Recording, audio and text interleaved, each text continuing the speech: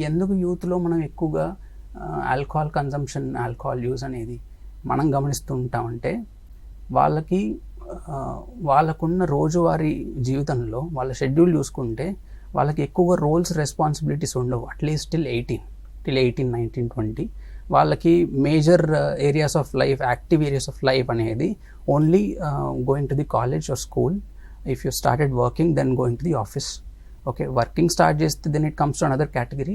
But at least student లైఫ్లో ఉన్నప్పుడు మాత్రము ఎడ్యుకేషన్, అట్లీస్ట్ మన ఇండియన్ సబ్ కాంటినెంట్ కాంటెక్స్ట్లో education domain is a very very prominent domain. ఆ పర్టికులర్ టైంలో ఆ విద్య అనేది చాలా ప్రామినెంట్ డొమైన్ అవ్వడం వలన 1-2 ప్రామినెంట్ డొమైన్స్ ఉంటాయి. ఆ విద్య కాకుండా ఇంకా సెకండ్, థర్డ్ డొమైన్స్ ఏముంటాయి?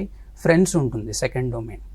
ఎక్కువగా పియర్ గ్రూప్తో టైం స్పెండ్ చేస్తారు. స్పెషల్లీ అడాలసెంట్స్ ఇంట్లో వాళ్ళతో టైం స్పెండ్ చేయడానికి ఇష్టపడదు, మనకందరికీ తెలిసింది.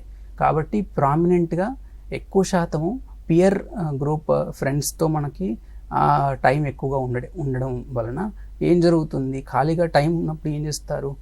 వాళ్ళు కలిసి మాట్లాడుకోవడము, we call that hanging out or going to a party.